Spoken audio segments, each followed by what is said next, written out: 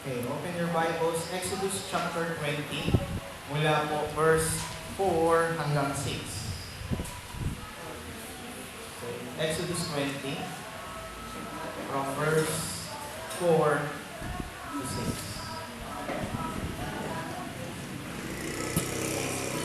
Okay, ako ay babasa mula sa English Standard Version. Ito po sinasabi, "You shall not make for yourself a carved image or any likeness or anything that is in heaven above or that is in the earth beneath or that is in the water under the earth.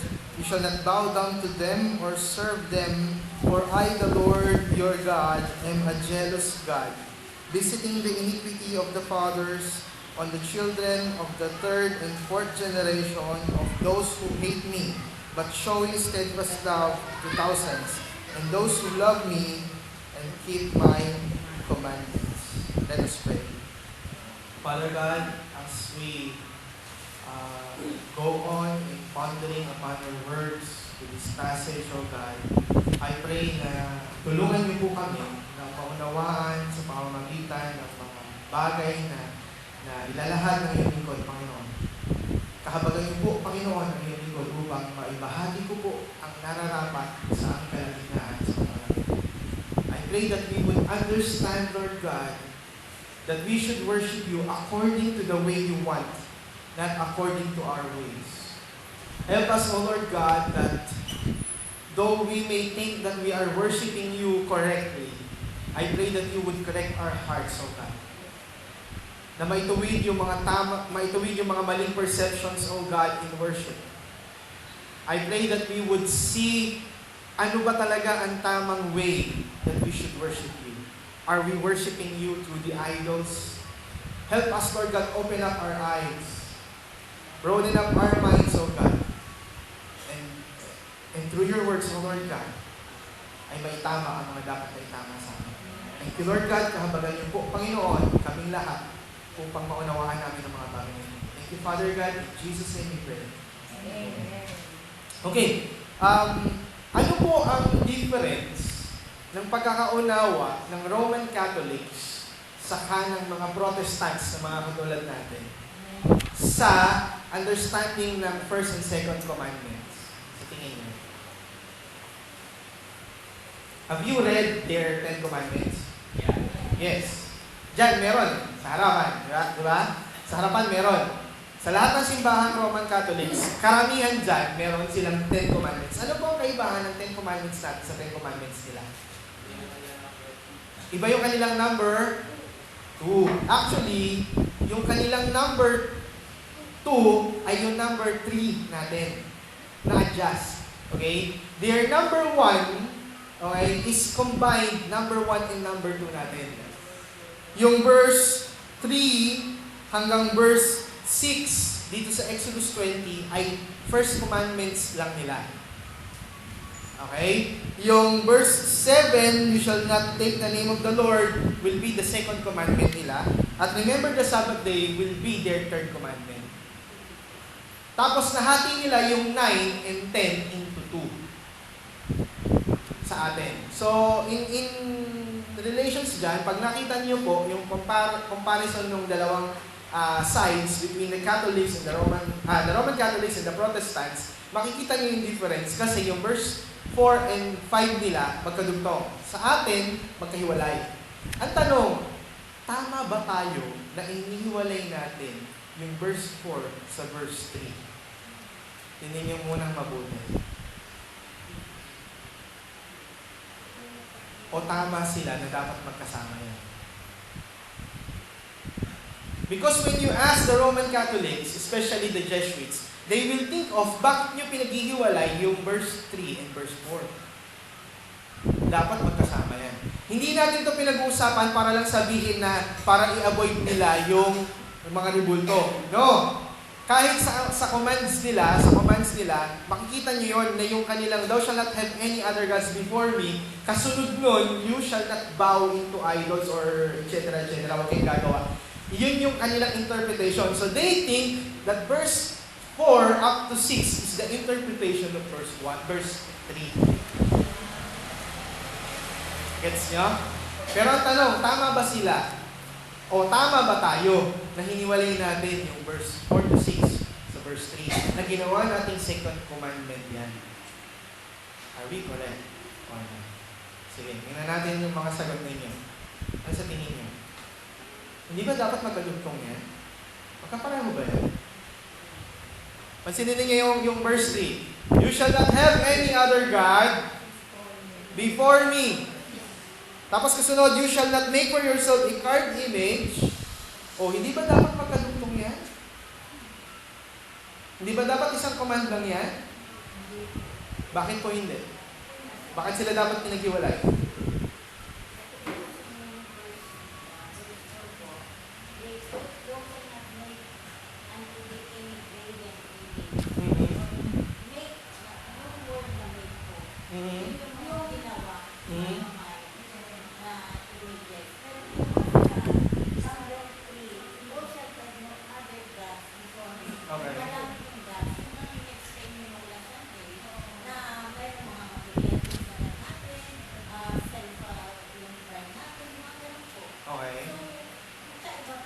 Okay. Thank you, Sister Vivian. Sister Karen.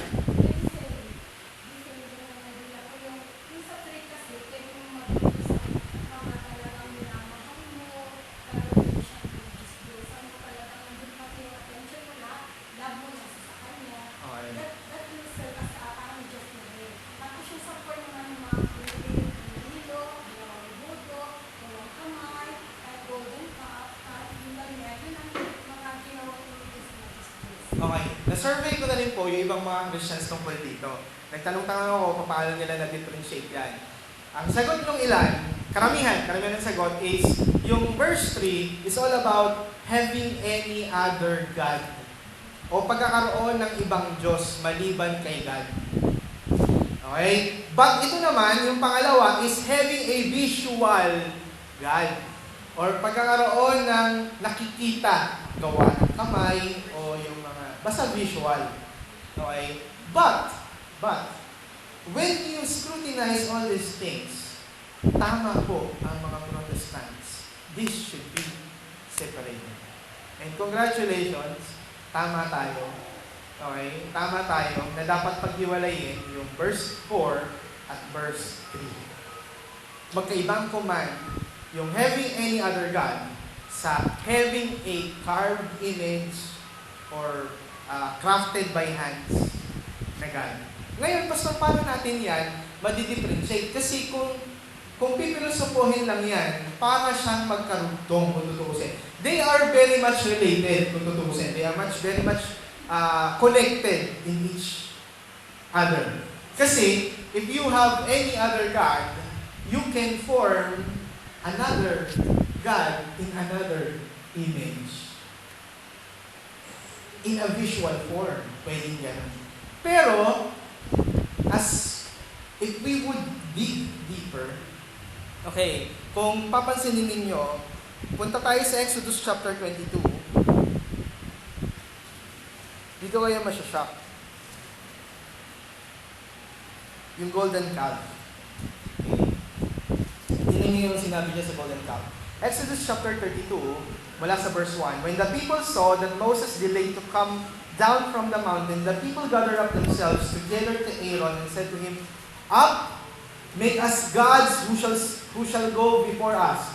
As for this Moses, the man who brought us up out of the land of Egypt, we do not know what has become of him. So Aaron said to them, Take off the rings of gold that are in the ears of your wives, your sons, and your daughters, and bring them to me. So all the people took off the ring of gold and whatever in their ears and brought them to Aaron. And he received the gold from their hand and fashioned it with graving tool and made a golden calf. And they said, tingnan niyo po ito These are your gods, O Israel, who brought you up out of the land of Egypt. Ang tanong, do they have another God o other gods? Sa moment na yan. Yes or no? Wait. Ano talaga? Sino nagsabi na nag-isip sila na meron silang bagong Diyos o ibang Diyos? Taas ang kamay. Yung iniisip ng mga Israelites, gawa tayo ng ibang Diyos. Ibang Diyos ang iniisip nila. Ibang Diyos ba iniisip nila? No. Ang iniisip nila, gagawa sila ng image nung God na naglabas sa kanila sa Egypt. So what happened here is they didn't think about another God. But iniisip nila, dahil hindi nila kilala si Yahweh, hindi pa nagpapakilala sa kanila, inilabas lang silang bigla sa Egypt, gumawa ng himala, ng miracles, tapos nilabas sila sa Egypt, tapos nangusap lang ng commandments, hindi pa naman nagpapakilala sa kanila kung sino siya. Gets nyo? So ano yun? So dahil hindi pa nila kilala kung sino itong Diyos na to, gumawa sila ng graven image para sabihin, siya yun. Kasi hindi namin siya alam, hindi namin siya kilala. So, iniisip nila that ito yung siguro ito yung itsura ng God na yun. Kung ano yung makakalabasan, yung gagawin natin, siya yun. So, what they did is they have done another image for the God that they are thinking of. That is the second commandment all about. You shall not make a carved image. Ibig sabihin, you may think of God as God, pero iba yung imahe o yung worship na ginagawa niyo. Meaning, you will worship God on the way you want, not on the terms that God wanted to. Okay? Hindi nyo ba napansin bakit nasa verse 32 yan? Bakit nagtagal si Moses? Di ba 10 commandments lang? Bakit nagtagal si Moses? Patingin nyo, ba't nagtagal? I know that God intended na magtagal talaga yan. Kasi it is part of God's testing to them. Kung babasahin ninyo, punta tayo sa Exodus 20. Hindi nyo ba napansin? From Exodus 20, 32 na, nung bumaba si Moses. Ano nangyari from 20 to 31? Exodus chapter 20. After the commandment was given,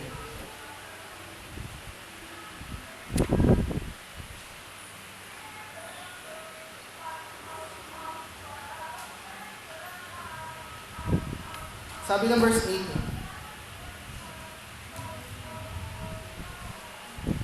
now when all the people saw the thunder and the flashes of lightning and the sound of the trumpet and the mountain smoking, the people were afraid and trembled, and they stood afar off. Lumayo sila. And said to Moses, you speak to us and we will listen. But do not let God speak to us lest we die. Tapos na ba si Yahweh sa tingin nyo? Doon sa 10 commandments. Bakit? Hindi pa tapos. Mayroon pa siyang ibibigay besides the 10. After the 10, magbibigay pa siya ng iba pang mga orders. The 10 commandments is the basic commandments for their moral law. Ito yung 10 na dapat, ito yung pinaka-basic, yung mother law na tinatawag.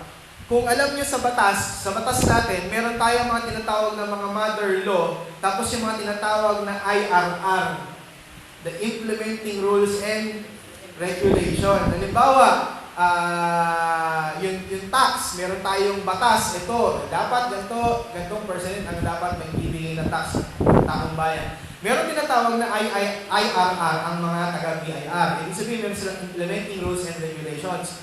Ano yun? Yun yung mga details ng pagpapatupad ng batas. Sa atin, sa law ni God, binigay yung 10 commandments as the mother law. Hindi pa nila ibibigay yung IRR, umatras na yung mga tao. Okay? Atras na yung mga tao. Why? 10 pa lang yung sinasabi ni God, tremble na sila. Mamamatay na kami sa sobrang takot nila. Ano nangyari? Ang sabi, verse 20, Moses said to people, do not fear, for God has come to test you. Okay? So, kaya rin ito binigay ni God, yung mga kautusan, is to test them. Okay? That the fear of Him may be before you. That you may not sin. The people stood far off while Moses drew near to the thick darkness where God was. So ano nangyari? What happened next? After the 10 commandments, hindi na kaya ng mga tao, nag-atrasan yung mga tao from the foot of the mountain, nag-atrasan sila, hindi na po namin kaya. Hindi namin kaya, Moses. Pakiramdam namin mamamatay na kami. O sige. Sabi nga ni Moses, o sige. Binibigay ito ni Yahweh para hindi kayo magkasala, para matakam kayo sa kanya. So, nag-atrasan yung mga tao. What they intend to do is to wait for sa pagbaba ni Moses. Pero hindi pa tapos si God. Okay? So, Moses drew more, lumayo siya, pumasok siya dun sa thick clouds, na hindi na siya nakikita ng mga tao, at doon binigay ni Yahweh, ni God, yung other commandments. When you look at chapter 20, verse 22, starting with verse 22, ano yan? Ano title sa inyo? Laws about altars. Tapos chapter 21, binigay yung mga laws patungkol sa slaves. Tapos, binigay din yung mga laws patungkol sa restitution, pakikipagbati kapag meron kang na-offend. Tapos, binigay yung mga social justices. Okay? Binigay din yung iba't ibang mga law patungkol sa Sabbath, sa mga festivities nila, patungkol sa kung paano nila ikakanker yung Canaan, paano nila i-confirm yung covenant sa kanila ni God, paano yung ambagan nila sa sanctuary, paano kakain yung mga lingkod, anong gagawin nila, paano sila maghahandog, lahat yan diniscuss ni God kay Moises. Ang sinulat ng ni Yahweh doon sa tablet yung 10. Pero ang binigay ni Yahweh na batas, hindi lang 10. Gets nyo? Okay? Kaya yung commandments na yan, yung 10 commandments, yung mother law, then yung IRR, in-explain ni God kay Moses lahat. This is how you should implement it. Ganito yan. Kaya natagalan si Moises. And it took him days. Hindi lang yung hours. Matagal yan. In-explain yan ni God kay Moses. In-explain sa kanya. Okay? And sabi ko grabe siguro yung memory na binigay ni God kay Moses. Napaka-photographic ng memory. Isipin mo, maisulat niya lahat yun afterwards. Diba? Oo. Paano niya yung natandaan? Paano niya yung na-remember lahat? Yung implementing rules and regulations na yan. Lahat yan isinulat niya ni Moses afterwards pagbaba niya. Okay? So yun yung nangyari. Ngayon, back to the second commandment, what I want you to see is, ang pinapakita dito ng second commandment, ang difference nila ng first commandment, yung first commandment, hindi kayo dapat magkaroon ng ibang Diyos. Okay? Yung pangalawa, dapat nyo sambahin si God according to the way He wants, hindi according sa gusto nyo. What does man wants to do in worshiping the Lord? Alam nyo kung ano? By our senses. Alam niyo ba yun? That we want to worship God according to our senses. Why does the Protestant religion being polluted by Pentecostalism? Why? Because gusto ng mga Pentecostals yung hypersenses. Nagkakarama. Sino ba naman nakaayaw kapag nararamdaman mo si God? Diba? Kapag nag-worship kayo, bigla kayo tapos tutumba kayo. Bigla kayo tatawa ng malakas, magtatatalong kayo. Diba? We want visuals. We want senses na napupulfill. Ito yung gusto ng mga tao na feel natin. Okay? Nabanggit ko sa inyo, if you wanted to dig deeper in what's happening right now in the Protestant religion, sa ating grupo. Ulit-ulit ako ng Protestant, no? Kasi nililino ko sa inyo that we are under the Protestant group. Kasi ang Christianity ay nahahati sa dalawa. The Roman Catholics and the Protestants. Okay? Hindi natin kinikilala yung pangatlo, the cults. Sino yung the cults? Iglesia ni Cristo, Saksi ni Jehovah, Mormons. Lahat sila kumikilala rin kay Christ, but they are not under the Protestantism. Okay? And they are not under the branches of Christianity because they do not acknowledge Christ as who Christ is. So dalawa lang ang kumikilala talaga, the Roman Catholics and the Protestant. Admit it or not, they still acknowledge Christ as God and man at the same time. Tama? Yes. Di ba? Kinikilala nila si Jesus as Lord. Yes. Though, there is another person which is Mary, pero hindi nila inaalis yung Trinity. They still acknowledge that God, yung essentials ng Christianity, dala-dala pa rin nila. So, in the Christian world, nahahati yan sa dalawa. So, we the Protestants, sabi ko sa inyo, if you want to learn more what is happening right now sa Protestantism, sa katerba ng subgroups yung nangyari sa Protestantism. Tapos marami dun sa subgroups sa Protestantism na yan, baluktot na yung worship na ginagawa. Okay? Sabi ko sa inyo, merong nilabas sila John MacArthur na seminars recently. Okay? Tapos meron silang pinakita doon yung mga nangyayari sa US ngayon. Okay? Merong isang church sa US. Okay? Merong isang church sa US na kapag nag-worship na, pag nagpe-praise and worship na, merong usok na bumababa from the air condition. Napanood niyo ba yan? From the air condition, merong usok na bumababa. Okay? Tapos sasabihin ng preacher, can you smell the presence of the Lord? Okay? So, naaamoy nila. Okay, naaamoy nila. Tapos, sabi nga nila John MacArthur, bless na bless yung mga tao doon. Hindi nila alam, niloloko lang sila kasi dapat sabihin nyo, can you smell the air condition? Parang 3D sa DC kasi naaamoy nila. So, pagka nakapuspusan, so yung mga tao, they are so much blessed kasi naaamoy nila, so mas napupuspos sila. Okay? So, mas napupuspos sila. Walang kinaibahan sa maraming nangyayari ngayon. Okay? Na-discuss ko na yan before. So, saan na lang natin ulit pag-usapan yung ibang mga nangyayari sa Christian world right now. But maraming mga Christians wanted to worship God according to the way that they wanted to. Not according to what God wanted them to worship. Paano yun? Mamaya, i-discuss ko ng mas malalim pa. Okay? If we would divide chapter 20 verse 4 hanggang 6, we can divide this into 4 parts. Okay? What are that 4 parts? Number 1, the command. Number 2, the reason. Number 3, the warning. And number 4, the promise. Okay? The command, the reason, the warning, and the promise.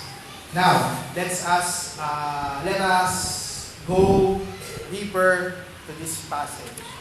Ang sabi ng verse 46, you shall not make for yourself a carved image or any likeness or anything that is in heaven above, or that is in the earth beneath, or that is in the water under the earth.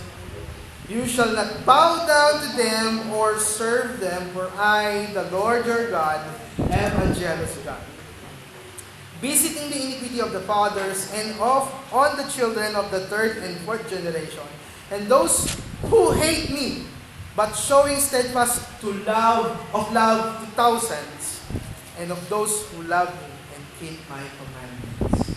So let us scrutinize this passage. Number 1 is the command. What is the command? The command is this: you shall not for yourself a carved image, or any likeness, or anything that is in heaven above, or that is in earth beneath, or that is in the water under the earth. You shall not bow down or serve them.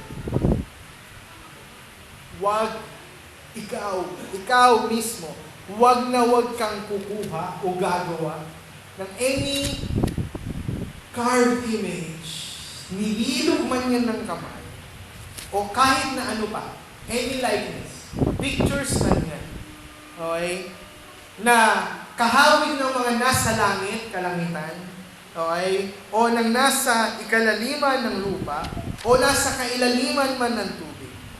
Huwag na huwag kayong yuyukod ron, at na huwag nyo silang paglilingkuran. For us who came from a Catholic backgrounds, most of us, naiintindihan na natin yan. huwag kayong iluhod. So, huwag tayong gagawa ng mga curved image, huwag silang pupunasan, o huwag silang iluhuran. Pansinin ninyo, do they think of another God? Yung bang Jesus na nakapako sa krus, iniisip ba nila na si Molech yun? Di ba? Yung nakapako sa krus, iniisip ba nila na si Buddha yan, si Buddha? Hindi. Kung yung isang tao, gagawa siya ng curved image, tapos sasabihin niya, itong picture na to, lalaking nakaupo, na mataba, na maraming bata na nakapaligid sa kanya, tapos maraming coins sa paligid, si Buddha yon. Maintindihan natin that God is talking about, thou shalt not have any other gods. Tama?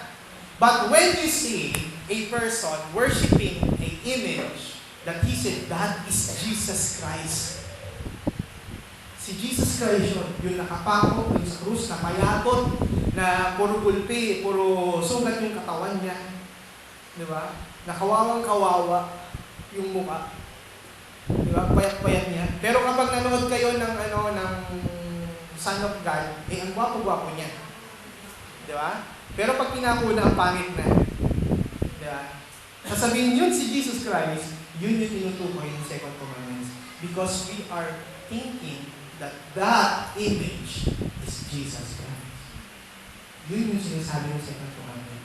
Ina-attribute natin si God sa ibang bagay. Hello?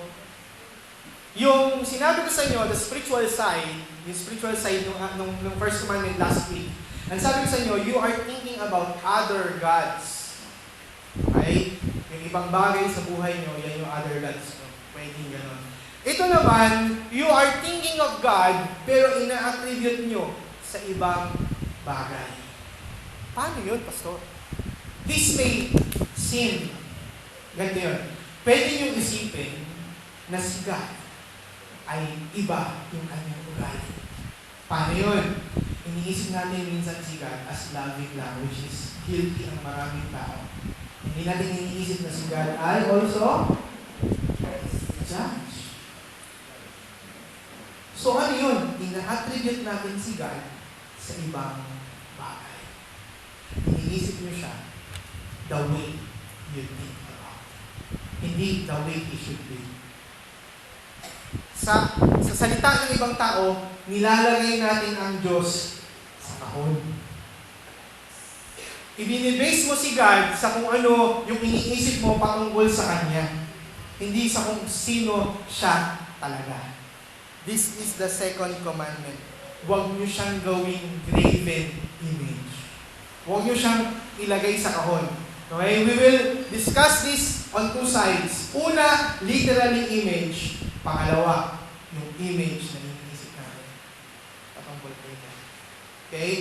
Literal image, iniisip natin, katulad sinabi ko sa inyo kanina, pupunta ka sa simbahan, sa Roman Catholics, hindi naman nila iniisip na yung nakapakos sa harapan nila, ay hindi si Jesus, which is si Jesus yung iniisip nila.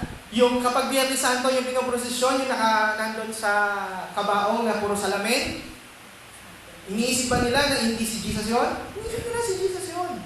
O yung kanina, yung mga nakapanood ng salubong, yung haharap kay Virgin Mary sa kay Maria Magdalena. Di ba? Sino ba iniisip nila? Ay, nakaganon. Di ba? Si Jesus yung iniisip nila doon. They think of Christ as that image. So that is the first part of being guilty with the second commandment. The second part of being guilty with the second commandment is we think of Jesus. We think of God sa isang bagay na hindi naman siya. Iniisip niyo lang si God na taga-solve ng problema niyo. Thursday, Friday, Saturday, nandun na kami sa mga biyanan ko. Tapos if you have read my tweets, isa sa mga sa teammate ko, wala akong mapanood na maganda sa TV. Bawat pastor, meron namang 700 club ba? Have you watched yung mga pinalabas nila? Ano ba yung pinaportray nila kay God? Napansin niyo ba na laging ikaw ba ay may problema? Ubus na ba ang yung pag-asa sa buhay? Tapos magpapost sila asawa. Kapag ikaw ay, ang pag-asa mo ay nawawala na sa iyong asawa. Sometimes, nawawala na yung asawa mo kasi nagiging sawa. Tapos nangyayari, nagiging awa na. Wala nang saya. Puro gano'n na lang. Tumawag ka sa 700 Club. Papakilala na si Jesus. You know what kind of Jesus they are portraying? Ano? Problem solver. Is that what Jesus is all about? Nakita ba ng Israelites si Jesus as problem solver? Kung problem solver si Jesus, hindi siya ipapako sa krus.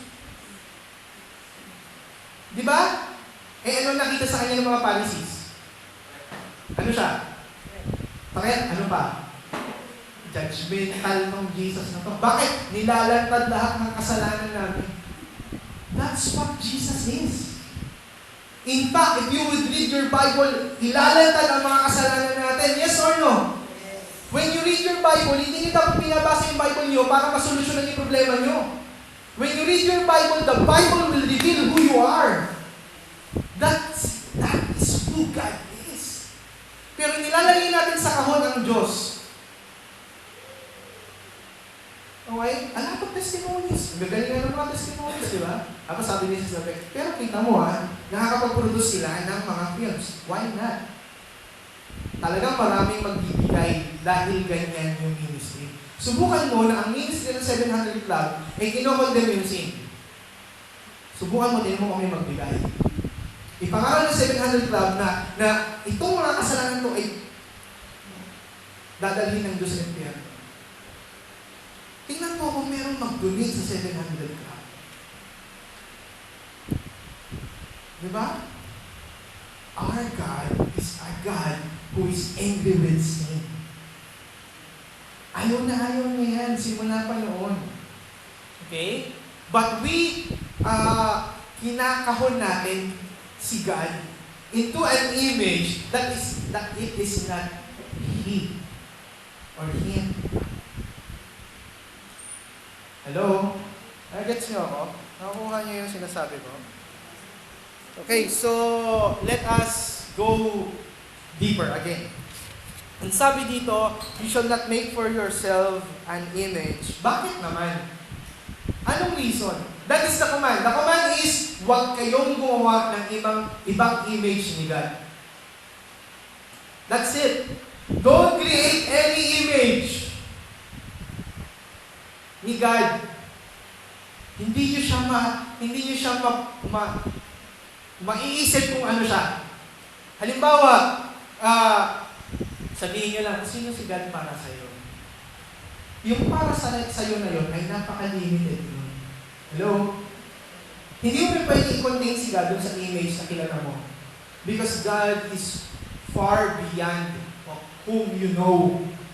Maraming ang kilala mo palang na God ngayon ay yung Diyos na nagpatawad. Pero higit pa dyan yung Diyos.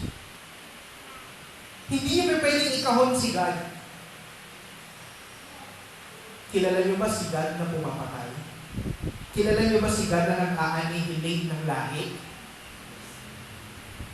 When you read your Bible, meron niya ako isang kakilala, shock na shock siya.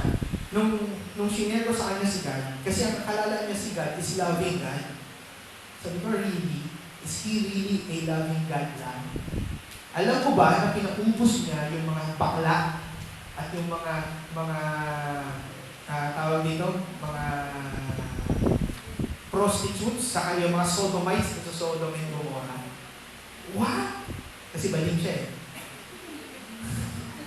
Kasi sabi niya, mahal daw ni God lahat. Oo, tama yun, na-loving siya. Pero alam mo ba na pinaubos niya yun? As ubos. Okay? Tapos lahat ng hindi kumikilala kay Yahweh, pinapapatay niya kahit sanggol, kahit hayop. What? Yes. Kasi kilala mo lang siya as mabait. Pero yung Diyos na yan, galit din sa sin. Galit pa ng sin. Simula nung senior ko sa kanya yun, parang, kasi ano siya, religious. Isipin nyo isang baling na mahinhin. Na talagang lagi siyang merong nakadikit doon sa kanyang cubicle na patungkol kay God. Okay, minsan mag-forward pa ng mga verse ng Bible.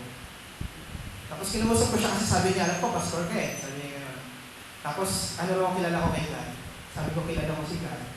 Nagalit sa kasalanan. Simula na, kaya ako kausapin.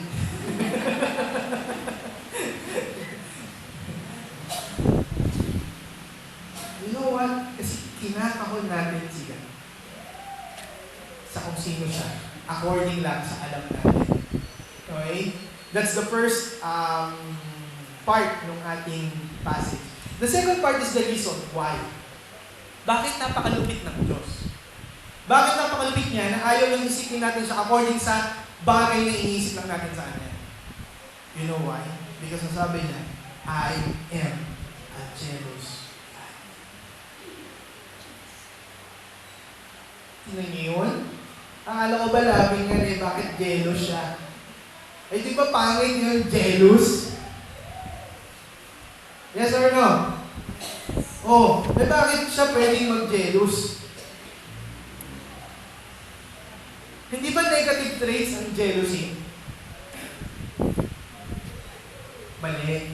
Ang jealousy, kapag ang jealousy ay out of love, tama yun. Ang mali is envy. Okay, ano yung sabihin? Ang mali yung naiinggit ka sa iba. Halimbawa, buti pa siya, ang ganda ng asawa niya. Diba? Buti pa siya, yung asawa niya, ang sarap magluto. Yung asawa ko, pag nagluto ng sinigang lasang nilaga, envy yun. Pero yung jealousy, which is yung asawa mo, okay, ayaw mo na mayroong iba, mali ba yun?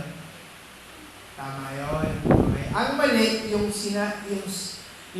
ang ginagawa mo, kinukulong mo na lang, no? Kumbaga parang ikaw na lang yung, walang ibang tao pwede makakilala sa'yo, ako lang. Insecurity na yun. Iba na yun. Okay. Ang jealousy, nakita mo may nanliligaw sa asawa mo at nagselos ka, tama yun! Tama? Hello? Halimbawa si Apple, may nagpadala sa school. Oo, bouquet of flowers. Tapos nakalagay from your secret admirer. Tapos may nagte-text sa kanya tuwing gabi. Oo, gabi pa. Tapos kung ano nung gifts yung dumarating from your secret admirer. Ano gagawin mo, Joe? Hindi mo na pag-uwi sa bahay. Kung ako yun, hahantingin ko. Kakausapin ko yung kakilala ko sa LBC. Malaman mo kung sino yung sender. Okay? Alamin ko yun. Hahantingin ko yun. Okay?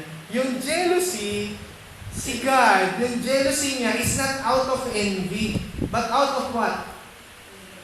Out of love. Una, wala namang kasing iba. Wala namang kasing iba, di ba? So, nag-iisa lang siya. Pangalawa, yung kanyang jealousy is out of love. Paano natin nalaman out of love? Tingnan niyo yung huli ng verse 6.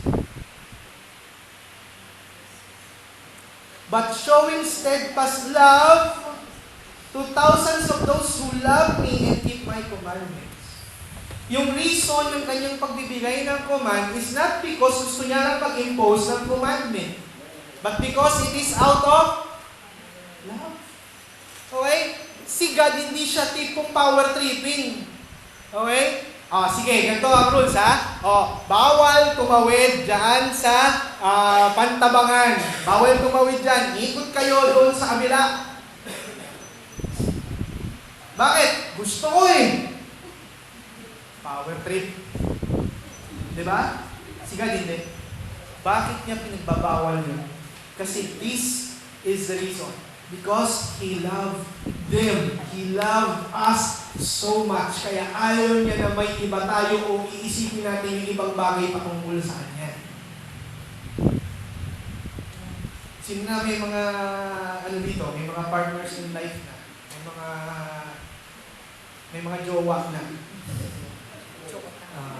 Gusto nyo ba, halimbawa, riregaluhan kayo ng mga jowa nyo ng bagay na ayaw nyo? Di ba? Ng mga mister nyo, ng mga misis nyo, or mga girlfriend and boyfriend nyo, ang iririgalo sa inyo yung pinaka-ayaw nyo. Di ba? Hello? Okay, dadali kayo sa isang restaurant. Yung pinaka-hate ninyo, tapos nung kayo dadali, gusto nyo ba yun?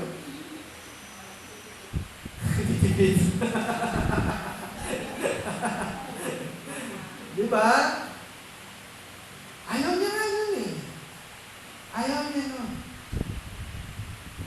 Kasi sila rin nung bago kami. Kasi ano ko eh, mag-imig ako. Kaya lang ayaw niya eh. Ayaw niya nung bouquet. Minsan kung binigyan ng bouquet, sabi niya, ano yung gulay?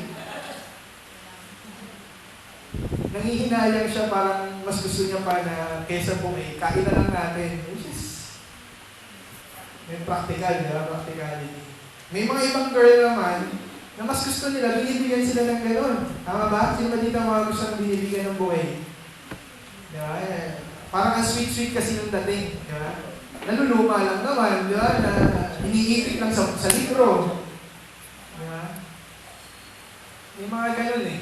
So, kailangan nyo malaman paano siya nasisiyahan. Tama ba? Paano siya nasisiyahan? So, kung paano siya nasisiyahan, yun yung gagawin nyo. Yes or no? Yes. That's the reason why you are asking, di ba, sa loved one ninyo, di ba, bago kayong kilala. Anong una nyo tinatanong? Yung mga lalaki. Anong mga tinatanong nyo? Pagka first dates or time ng acquaintance, nakikipagkilala kayo. Favorite color? Foreign nyo naman. Ano pa? Favorites? O ano yung mga favorite? Favorite ano? Food. Di ba? Ano pa? Inaalam niyo yung kanyang birthday. Ano pa? Siyempre, pangalan. Oo, gusto mo kumain, di ba? Inaalam niyo kung ano yung mga bagay na gusto niya. Why? Kasi yun yung alam niyong magbibigay sa kanya ng kasiyahan. Pero kay God, pinipilit natin si God doon sa gusto natin. Okay? I am a jealous God, sabi nila. So, don't do such things na hindi ko gusto. Hindi ako yun eh. Hindi ako yun. Okay? So, yung pangalawang reason niya is his jealousy. Out of love. The third is the warning. What is the warning? What's the warning?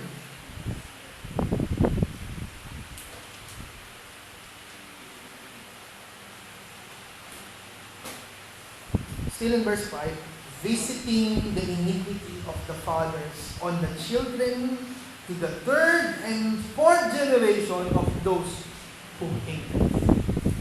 Parurusahan ko ang ikatlo at ang ikaapat na sa ating lahi. You know why? Bakit ganun? May kasalanan yung nanay o yung lolo. Bakit hanggang ako sa tuhod mapaparusahan? You know why?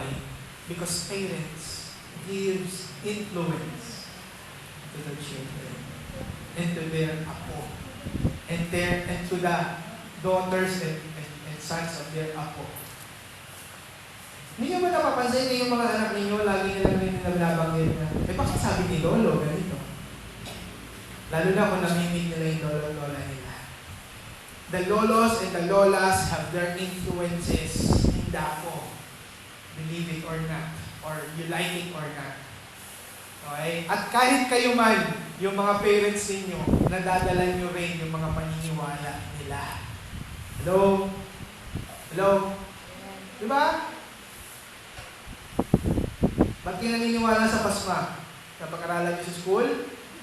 Hindi. Sabi nino, matatanda.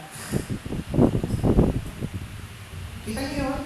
Because their influence is still in us. Even in the imaging of God,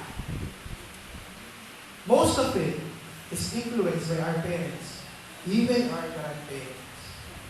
If you remember Timothy, sabi ni Paul, huwag na huwag mong kalilimutan yung pananampalatayang binigay ng kanya nanay, si Eunice, at ng kanyang lolang si Eunice. Yung kanyang nanay, yung kanyang lola.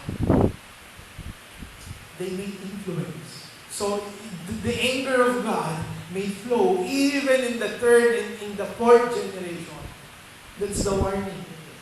Because when we think of God, na hindi naman siya yun, nilalagay lang natin siya sa isang bagay na hindi naman siya, na ipapasa natin yun. Okay? Na ipapasa natin yun. That's the warning. What's the promise? Pangapat naman, di ba sabi ko sa inyo, the command, the reason, the warning, the promise. What's the promise? Ang sabi, verse 6, but showing steadfast love to thousands of those who love me and keep my commandments. Love the Lord. Love the Lord. How? How?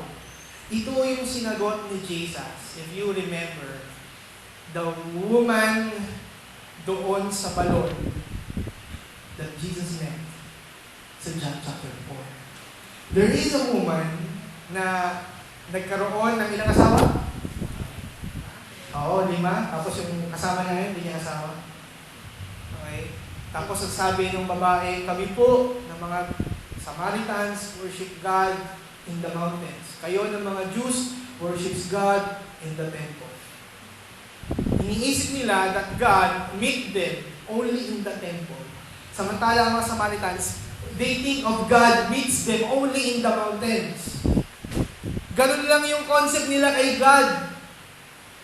In some ways, hindi napapansin ng mga Jews that they make an idol out of the temple. Hindi nyo ba napansin ang mga Israelites? Though they are the Jews, they made God an idol in some ways. At sinira lahat yun God. The first idol na ginawa nila out of God, yung golden calf. Okay? So, sinira ni God yun. Mali yun. Hindi ako yung golden calf. Okay? Pangalawa, naituro na ni Moses sa kanila lahat. Nilagay nila yung Ten Commandments sa kayong mana. Saan? Sa Ark of the Covenant. Ano nangyari? Ang iniisip nila, yung Ark of the Covenant, lagi yung presence ni God. Okay? Kaya nga, kung naalala ninyo, si Saul, sino nakapanood ng Discovery series ng Bible series? Discovery. BBC pala. Pinalabas sa cable sa BBC.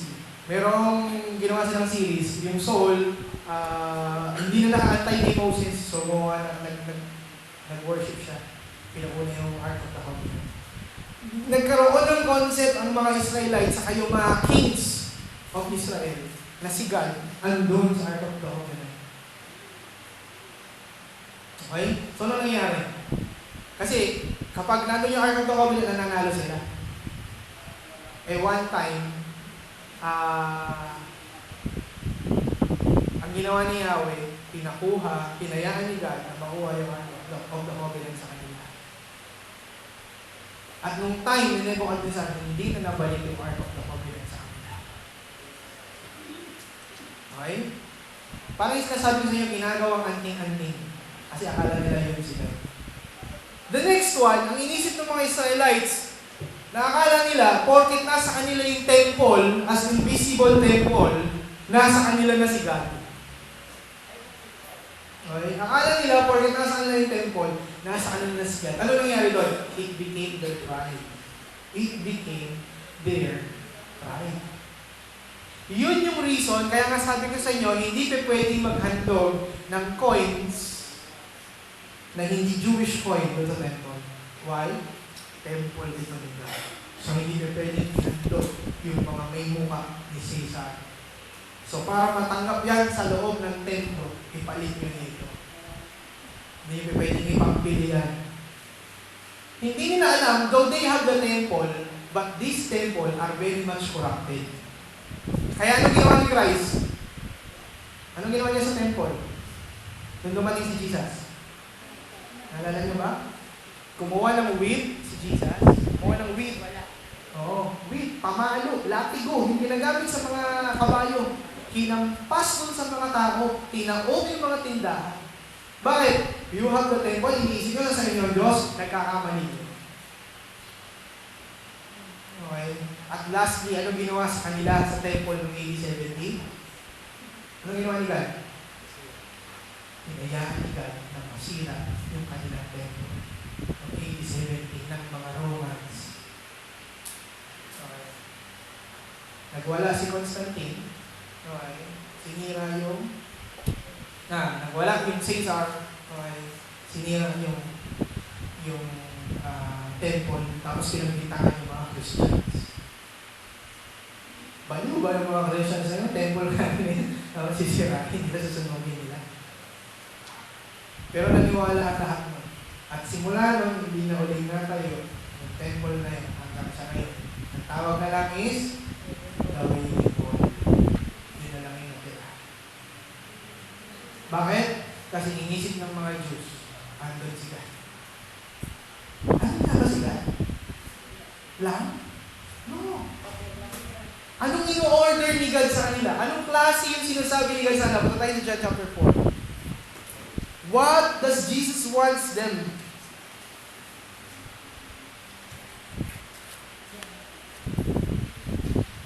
Dito nyo maintindihan, dito nyo makukonek-connect yan. Ano yung sinabi ni Jesus dun sa babae?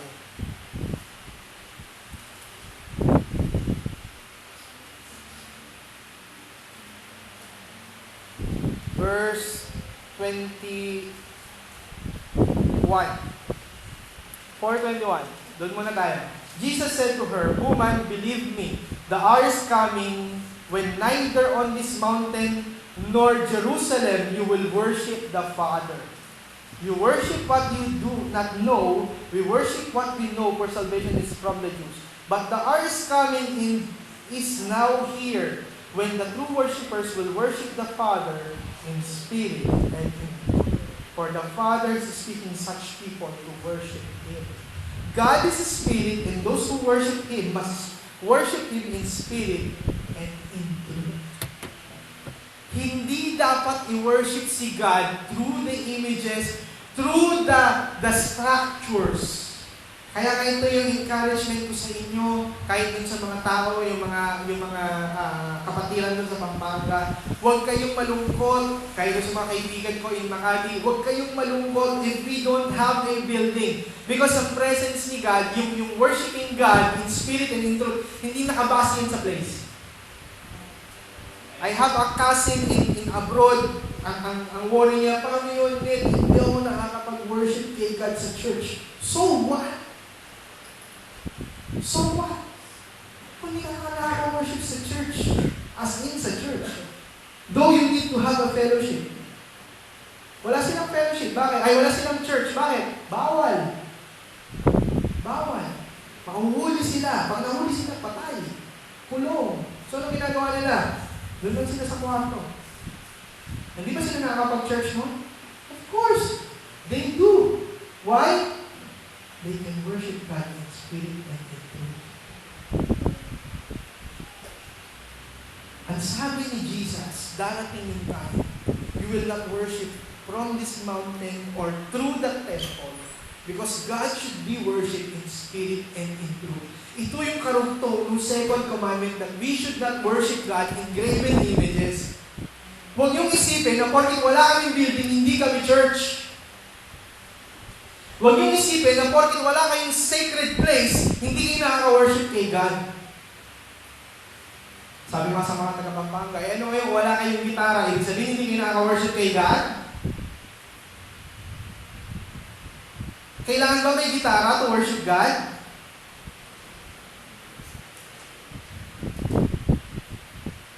Kung hindi pa na-invento ng mga Meksikano yung gitara, hindi naman magkakaroon ng guitars. Diba? Alam niyo ba yun, na dati wala namang ang string instruments noon is harp, hindi guitars. Guitars are modern instruments. Before, what they are using is harp. Kaya nyo mag-harp? Meron bang may alam dito mag-harp? Diba? Yung strings na alam natin, when we say strings, ang iniisip natin yung mga na-invento ng injik. Ano yun? Yung mayroong, tapos yung ginagawa. Di ba? The modern violin. Modern violin, but the Chinese invented the first strings instrument. Yung pinagkakaskas nila yung dalawang strings. Tumutunog ng gano'n. Okay. What the old people use in the Old Testament is the harp and the timbrels. What's the timbrels? Timbrels are goat skins. Okay? Na nilagyan ng mga kalansing. The modern day, tambourines. Okay? Walang drums, no? So, wala na instrumento. I know persons who don't use the instruments, but they're worshiping God. Alam niyo itong problema. Isa pang alam natin about worship is songs. No. You're not worshiping God in songs. You may sing to God when you worship Him. But it doesn't mean na kumakanta kayo, nagwo-worship kayo. Magkaibang bagay yun. Hello? Ito isa sa mga binatikos ko sa mga young people before that I met. Kasi akala nila, when they sing songs, they're worshiping God. That's wrong. You're not worshiping God because you sing. You may sing when you worship God. You may. Pero hindi ibig sabihin na kumakanta kayo, nagwo-worship na kayo. Kahit kompleto kayo sa DX7 na keyboard na talagang grandiose na ginagamit nila Bon Jovi. Tapos, gagamit kayo ng mga effect box na talagang kapag kinalabit yung gitara para kayong mga rock stars na ang ganda-ganda ng sounds ng surround. Akala nyo nakaka-worship na kayo? No. Songs is not worship. You may sing when you worship because that is out of your emotions. Kagaya ng ginawa ni David, nabuo niya yung psalms because he worships the Lord. Pero hindi ibig sabihin yung psalm ang worship. Gets nyo? When you sing, it doesn't mean na sumasamba nga kayo. But when you worship the Lord, you may sing. Magkaibang bagay yun. Bakit? Because worshiping is worshiping in spirit and in truth. Paano yun, Pastor? Paano ang worshiping in spirit and in truth? Worshiping in spirit means you do not make an image out of God. Hindi ka nag-iisip kay God na ito lang si God.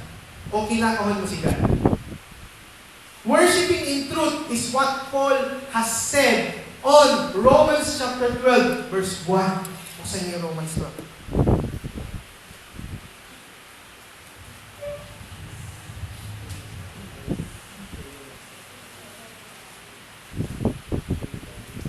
Ito yung worshiping in the Spirit and in truth. Ang sabi ni Paul, I appeal to you, therefore, brothers, by the mercies of God, to what?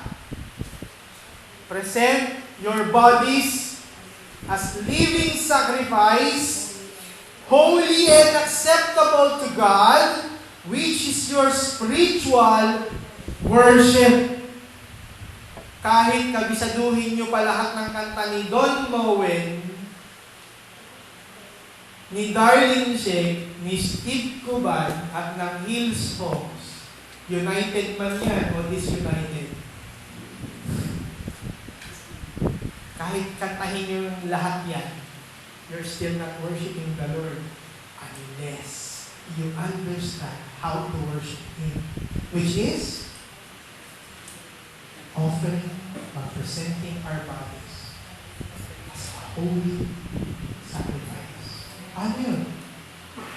Paano yun? Paano yun? Tingnan niyo yung mga sarili niyo. Paano ko maihahandog yung aking sarili bilang holy sacrifice before the Lord? Ano sabi ni Paul? Verse 2.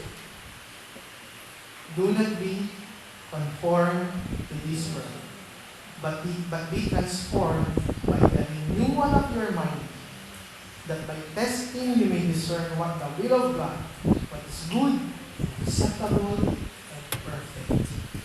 We should decide to obey God in every ways. Gusto nyo maintindihan yung second commandment na hindi tayo gumagawa ng image? We should worship God according sa gusto niya. Yun lang yun. Paano yun? Let's obey God. Offer ourselves in obedience. Transforming our minds and obeying the Lord. Kahit magkakakawa kayo dyan, I will sing. O kaya, and I'm forever grateful. Kahit magsisigaw kayo dyan, maglulupasayin pa kayo dyan. Hindi matutuwa si God sa inyo. Or, Pastor, kahit ibibigay ko lahat ng yaman ko. Kahit ibigay ko lahat ng yaman nyo. If you won't obey God according to His terms, it doesn't matter. Paano natin nasabi yun? Remember Saul. Okay? Remember Saul. Si Saul, inutusan ni God na i-conquer yung mga Philistines. Anong ginawa niya? Na-late si Samuel, I think for 9 or 11 days. 9 days yata. Anong ginawa ni Saul? Kumuha siya ng handog, pinatay niya. Kasi akala niya, kapag nagawa niya na yung worship rites, akala niya nasamba niya talaga si Yahweh. Akala natin, pag nag-church tayo every Sunday, naka-worship tayo. Akala natin, pag nakakanta tayo ng praise and worship, nakasamba tayo. Akala natin, kapag nakapag-offering tayo, nakasamba tayo. Akala niyo, kapag nakapag-pray kayo ng mahabang-mahaba at nakapag-fasting kayo, nakapag-worship kayo. Let's open our Bibles. 1 Samuel chapter 15. Dito ako magtatanong. 1 Samuel chapter 15. Verses 22 hanggang 23. Na-date si Samuel. Okay?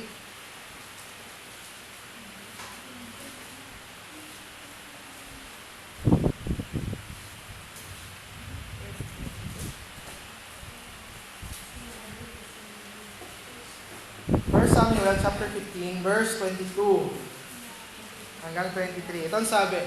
And Samuel said, Has the Lord as great delight in burnt offerings and sacrifices as in obeying the voice of the Lord?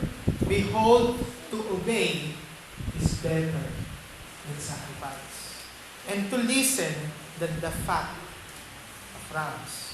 For rebellion as in the sin of divination, and presumption as in iniquity and idolatry, because you have rejected the word of the Lord, He has also rejected you from being king. Naghandog naman si Saul. Tama naman hinandog niya, wala namang batik yung ram na hinandog niya. Pero sabi ni God, obedience is better than the sacrifices. So even you will sing loud songs, even you give your best offering to God. If you won't obey your God through your bodies, sa ating mga katawan, hindi natin susundin ang Panginoon. Mapupunan pa rin tayo. That's why Christians are called to obey the Lord. Hello? Kaya hindi madali maging Christian. Kasi kailangan natin, sabi ni guys, we should surpass the righteousness of the Pharisees. Kailangan natin sundin si God. You want to show your worship to the Lord?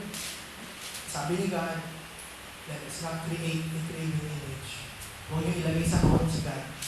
Worship God according to the way He wants us to worship Him. Not through your ways. Hindi natin napapansin, those are idols. Ina-attribute natin si God sa ibang bagay. Iniisip nyo na natutuwa si God dyan. Siguro naman, kung perfect ko yung attendance ko, matutuwa si God. Siguro naman, kung makakakanta ako ng malakas, Makakabisa ko yun. Siguro naman kung makaka-part ako sa worship team.